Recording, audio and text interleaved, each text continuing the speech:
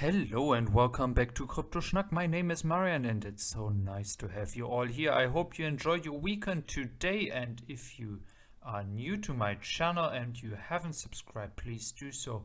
If you're coming back to my channel, it's nice to have you here again, and thank you all for your support in recent days. Today we're gonna dive into the Giga Berlin and the Giga Austin together, and first of all I would like to thank Tobias Lind for the footage that you see in the next 2 minutes from Giga Berlin. Looking at Giga Berlin, we do have massive construction going on. The pace is really good and really nice, something we will soon hopefully see in Giga Austin. And for the Giga in Grünheide, Elon Musk has recently come to Germany and has started to hire engineers. He personally likes to do that, and you can apply for it, and he was doing the interviews. Furthermore, he was as well talking to the authorities over there because he wanted to speed up the pace and keep on track with producing the first Model Ys in Q1. Something that looks pretty insane if we think about how fast they have been building this factory. So for Giga Berlin, I do think that there will be some issues in the next weeks with the speed Tesla is building and the speed the authorities allow them to actually continue building. So please don't forget that currently Tesla is still building on its own risk a lot of the time, and is still sometimes getting exceptions to start building, and then later on gets the actual approval. Now you see in the background the Giga Austin, and I will talk about that in a minute. I will just finish up with the Giga Berlin because the authorities actually slowed down the schedule that Elon Musk had, because they were actually trying to install the stamping machine already in October, but they didn't get the application confirmed from the authorities. So there are some delays already happening. I mean, we are still talking about such a big speed. Tesla is building this factory in Grünheide. It's something we haven't seen in Austin yet, because the building is so big in Austin that we haven't seen this speed yet. Yeah, so it's not, we cannot be sure or count on the Model Y or Model 3 production in Q1. I do think it will definitely happen in Q2, but I think Tesla has its internal goals, and one of those goals is to start producing cars in Q1. That is actually something they have done in Shanghai, and that seems to be now the kind of schedule they like to do, starting to build a factory at the beginning of a year, and close to 1 year later they want to, or even smaller time frame, they want to start building the first car. But as we see in Germany, it always depends on the authorities and the rules they have to follow, and in this case Germany is one of those countries with the strictest rules I know myself.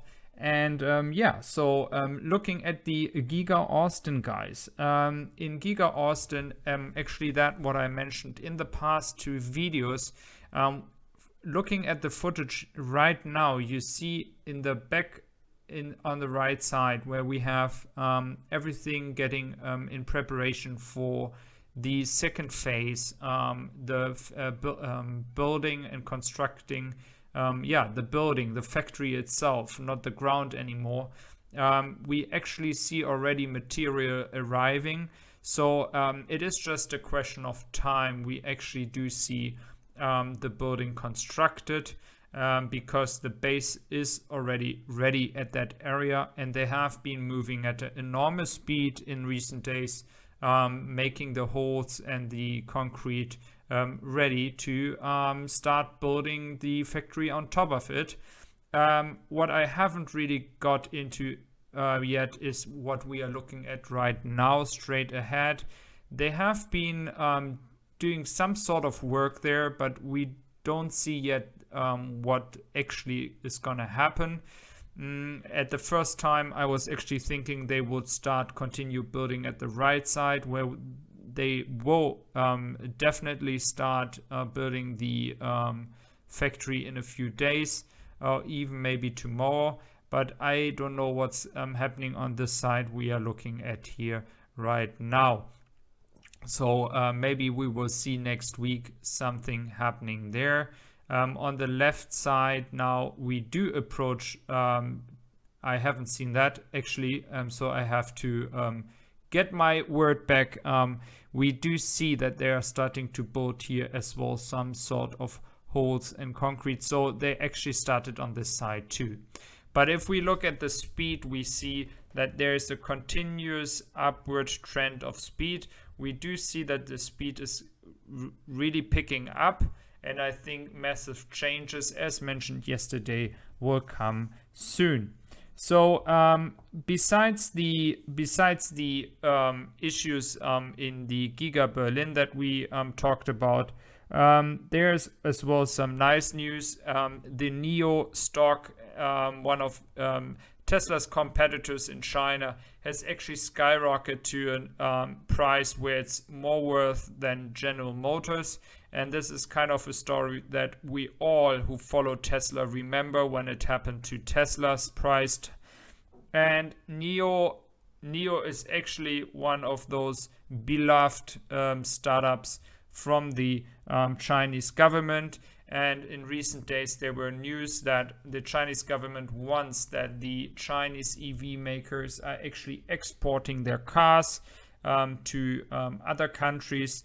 So not only keeping their sales in China. And one thing you can say so many things about the Chinese government, but if you support the electrification of the car industry, China really has been continuously supporting this change, and they have been deciding already 2-3 years ago straight ahead that they want to have more electric cars because of all the pollution they have and the issues of health they have in China.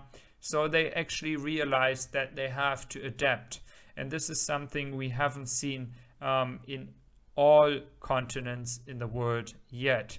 We always have to remember that in Europe, the governments have already decided to support the electrification of the auto industry, but something like in the United States, 4 years of Trump haven't been good for the new energies.